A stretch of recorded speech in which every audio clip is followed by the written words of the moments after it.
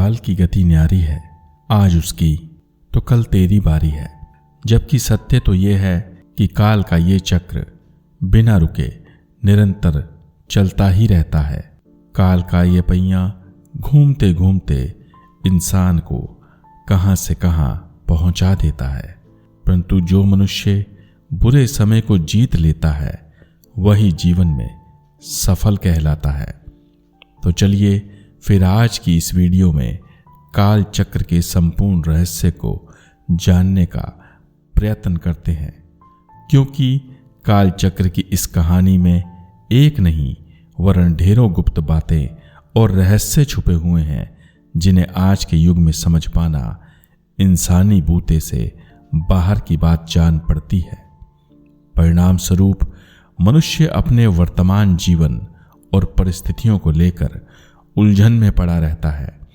वो जान ही नहीं पाता कि आखिर ये सब चल क्या रहा है, और अंत में दुखी होकर वह सोचने लगता है कि उसके साथ ये सब क्यों होता है। काल चक्र अथवा काल के विभिन्न रूपों को ना जान पाने से इंसान ईश्वर तक पर आरोप लगाने से नहीं चूकता और बस एक ही बात कहता है कि भगवान उसके साथ ऐसा क्यों करते हैं, जबकि सत्य तो ये है कि उसकी उलझनों और समस्त प्रश्नों का उत्तर समय के पास होता है, जिसके लिए मनुष्य को समय की गति और इस पूरे प्रोसेस को समझना होगा। आपने अक्सर लोगों को कहते सुना होगा कि समय की बलिहारी है, समय बलवान होता है, जिसका अर्थ यह है कि जब वक्त अपनी पर आता है तो फिर किसी का जोर नहीं चल पाता। भगवान कृष्ण अथवा विभिन्न धार्मिक सीरियल्स में आपने एक आवाज को तो अवश्य ही सुना होगा, मैं समय हूं। जी हां, मैं इसी समय की बात कर रहा हूं, जिसके लिए स्वयं भगवान भी अनेकों बार कह उठते हैं कि पार्थ, मैं समय की गति और काल के चक्र से बंधा हुआ हूं। आशा करता हूं कि अब तक आप काल चक्र अथवा समय चक्र की ताकत को समझ चुके होंगे। तो चलिए फिर आगे बढ़ते हैं। यकीन मानिए, जो भी मनुष्य वक्त रहते समय की नहीं सुनता, उसे अंत में पछताना पड़ता है। जीवन में आई सभी समस्याएं और कठिनाइयां अपना रंग दिखा आपसे क्रिया एवं प्रतिक्रिया की मांग करती हैं। वो एक अलग विषय है कि आपका कदम सकारात्मक होता है अथवा नकारात्मक, क्योंकि जब आप प्रश्न को ठीक से समझ समय को सही प्रत्युत्तर देते हैं तो समय आपको सही दिशा की ओर धकेल देता है, और विपरीत अथवा गलत क्रिया करने पर वही समय चट्टान की तरह कठोर और असहनीय हो जाता है तथा बड़ों बड़ों को धूल चटा जमींदोज कर देता है। इसलिए गुणीजन समझाते हैं कि अगर आप वक्त रहते क्या करना है ये सुनिश्चित नहीं कर पाते तो फिर आने वाला समय ये स्वयं तय करता है कि आपका करना क्या है। कहते हैं अक्सर मनुष्य बदलना नहीं चाहता, परंतु काल चक्र उससे सब कुछ करवाता है, वो सब जिसकी उसने कभी जीवन में परिकल्पना भी नहीं की थी। कहते हैं इतना होने के बावजूद भी अगर मनुष्य स्वयं में परिवर्तन नहीं करता तो समय महाकाल बनकर तांडव पर उतर आता है।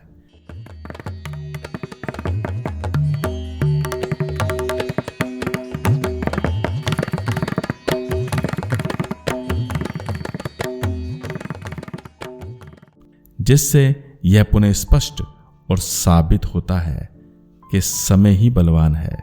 सारी दुनिया में उसी की तूती और शंखनाद होता है, क्योंकि जीवन में सब कुछ समय से और समय के अनुसार ही होता है। हमें ज्ञात है कि जीवन पल प्रतिपल बदलता रहता है, अर्थात जीवन क्षणभंगुर होने के बावजूद हर समय परिवर्तनशील है। अतः हमें यह समझना होगा कि जिस कालखंड में हम जी रहे हैं वो वास्तव में हमें क्या संदेश अथवा संकेत भेज रहा है। ध्यान रहे, इस काल चक्र का सीधा संबंध हमारे जीवन चक्र के साथ होता है, अर्थात काल चक्र की जानकारी होना उतना ही जरूरी है जितना प्राणवायु को ग्रहण करना। दोस्तों, काल चक्र की प्रक्रिया अनंत और गतिशील है। उदाहरण के लिए दिन और रात, ऋतुओं का बदलना और बारंबार हमारा जन्म लेकर इस मृत्यु लोक पर आना जाना इसी का उदाहरण है। इसे आप कुछ यूं भी समझ सकते हैं कि समुद्र और नदियों से भाप, तो उस भाप से बादलों का निर्माण होता है और अंत में वही बादल यत्र तत्र गरज कर विभिन्न स्थानों पर बरस जाते हैं, जिससे वही पानी नदी नालों से होता हुआ अंततः सागर में जा मिलता है। ठीक इसी प्रकार समय अथवा काल चक्र भी निरंतर चलता ही रहता है। चूंकि मनुष्य को अपनी सहूलत से क्रियाकलापों को अंजाम देना था, तो शायद ये तय हुआ कि रात के ठीक 12 बजे या उसके बाद नए दिन का शुभारंभ होता है। परंतु ये कोई नहीं जानता कि काल का ये चक्र ठीक रात के 12 बजे आरंभ हुआ था अथवा अन्यत्र। तो इस प्रकार कटु सत्य तो ये है कि इन सभी धारणाओं और अवधारणाओं से परे काल का ये चक्र निरंतर और निर्बाध रूप से चलता रहता है, क्योंकि ना तो इसका कोई आदि है और ना ही कोई अंत। मुख्य बात यह है कि इस चक्र को 4 अवस्थाओं से गुजरना पड़ता है। ठीक वैसे ही जैसे दिन की 4 मुख्य अवस्थाएं होती हैं, प्रातःकाल, दोपहर, संध्या और रात्रि। रात्रि के बाद पुनः सुबह हो जाती है। दूसरे उदाहरण से समझें कि ऋतुओं की भी 4 मुख्य अवस्थाएं होती हैं, ग्रीष्मकाल, वर्षा, शरद एवं बसंत। तो यही प्रक्रिया और ऋतु चक्र बारंबार चलता रहता है। ठीक इसी तरह मानव जीवन में भी 4 मुख्य अवस्थाएं चलती रहती हैं, बाल्यकाल, युवावस्था, प्रौढ़ अवस्था और वृद्धावस्था, अर्थात बचपन, जवानी, अधेड़ अवस्था और अंततः बुढ़ापा। थोड़ा और विस्तार से समझें तो काल चक्र की भी 4 ही अवस्थाएं होती हैं, सतयुग, त्रेता युग, द्वापर और अंत में कलयुग। ये अटल सत्य है कि कलयुग के बाद सतयुग का आना तय है, एक ऐसा सत्य जिसे कभी भी झुटलाया नहीं जा सकता। बावजूद इसके 100 में से 80 लोग यही सोचते हैं कि घोर मार काट वाले इस पाप युग अर्थात कलयुग का सतयुग में रूपांतरण कैसे होगा।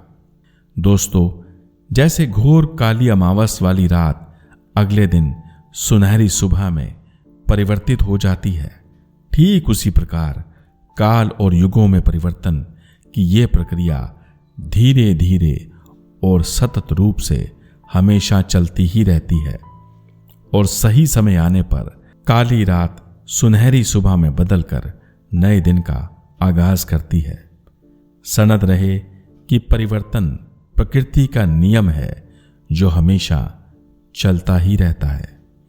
विडंबना यह है कि मनुष्य चाहकर भी या तो इसे देख नहीं पाता अथवा देखकर भी अक्सर अनदेखा कर देता है। काल चक्र का एक स्वरूप भारतीय संस्कृति में स्वास्तिक चिन्ह के रूप में भी परिलक्षित होता है, क्योंकि स्वास्तिक चिन्ह सत्य, सनातन धर्म, हिंदुत्व और भारतीयता की मुख्य पहचान है। घर में हवन हो, पूजा हो, विवाह हो अथवा कोई गृह प्रवेश, सभी स्थानों पर सबसे पहले स्वास्तिक चिन्ह को ही अंकित किया जाता है। अनेकों भारतीय आज भी इस पवित्र चिन्ह की वास्तविकता और अर्थ से अनभिज्ञ हैं। वास्तव में स्वास्तिक शब्द संस्कृत भाषा के सु जमा अस्ति के संयोग से बना है, जिसमें सु अर्थात शुभ और अर्स्ती का अर्थ होता है जो भी बताया गया है, जिसका अर्थ यह हुआ कि काल चक्र की प्रत्येक घड़ी पूर्णतः शुभ होती है। इसमें कोई भी समय अशुभ नहीं होता।